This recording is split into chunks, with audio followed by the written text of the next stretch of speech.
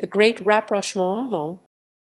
The Great Rapprochement is a historical term referring to the convergence of diplomatic, political, military, and economic objectives of the United States and the British Empire from 1895 to 1915, the 2 decades before American entry into World War I. The convergence was noted by statesmen and scholars of the time, but the term Great Rapprochement to refer to a distinct historical phenomenon may have been coined by the American historian of Anglo-American relations Bradford Perkins in his 1968 study of the period, The Great Rapprochement, England and the United States 1895–1914. Background: American Anglophobia. American sentiment towards England and the British Empire was harshly negative for much of the 19th century. Enmity between the two nations, largely driven from the American side, had peaked amid the American Civil War and the Trent Affair. After 1872 and the settlement of the Alabama claims, direct hostilities declined. However, other incidents, such as the Murchison Letter and disputes over borders and fishing rights between America and British Canada, stoked continued American popular resentment toward the British. Americans considered Britain their natural enemy and prime villain, though acknowledged closer cultural and political affinity than with mainland European nations. Rapprochement. American industrialization. The fundamental differences that had separated an agrarian and isolationist United States from the industrialized imperial power of Britain rapidly diminished after 1865.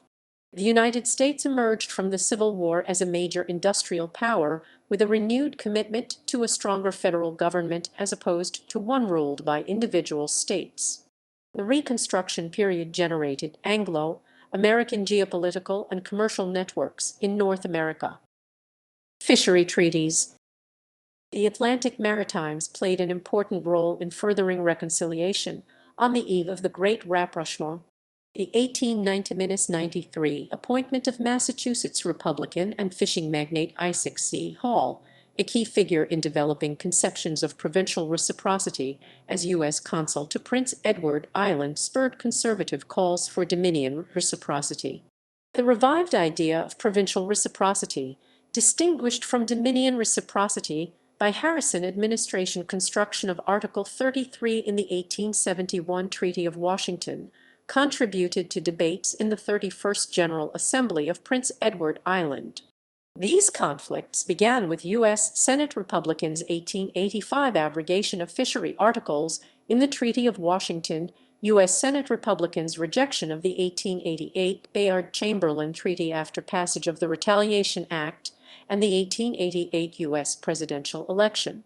Neil MacLeod, leader of the opposition, held that any proposal for provincial reciprocity would pressure the Dominion government to go on their marrow bones to the American Republic and ask them for better trade relations. It would show the Americans that we were in some dire distress, and without some assistance from them in the shape of trade relations, we were at their mercy. MacLeod also presaged his own proposed amendments to liberal reciprocity trade resolutions. We hope the negotiations will result in establishing the free trade relations between the countries, consistent with the exigencies of the Dominion, and our relations with Great Britain with his interpretations of lulls in amalgamation deliberations, formerly our Liberal friends advocated. Alterations to liberal reciprocity resolutions proved more divisive within conservative ranks than narratives of the origins of amalgamation. Although 9 conservative delegates in addition to MacLeod voted for his amendments, 3 joined the Liberal bloc in defeating the proposed revisions. In Prince Edward Island, conservative challenges against provincial reciprocity did not preclude conservative advocacy for U.S. trade treaties by Dominion reciprocity with provincial support.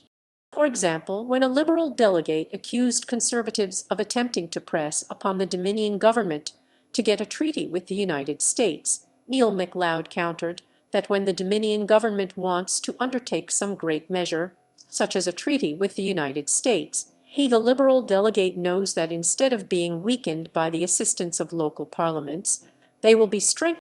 Conservative appraisals of provincial reciprocity as a question of legislative sovereignty, rather than solely international commerce, and political economy became crucial for fictional and non-fictional narratives of Anglo-American reunion, as well as burgeoning New England tourism in the Atlantic Maritimes. Spanish-American War and Empire. In fiction, In The Moon Maid, American writer Edgar Rice Burroughs envisioned a future in which the U.S. and Britain would form a close military alliance and in a decades-long war defeat and subdue all other nations, uniting the world under their joint rule, with Washington, D.C. and London serving as joint planetary capitals and the U.S. president and British monarch being the joint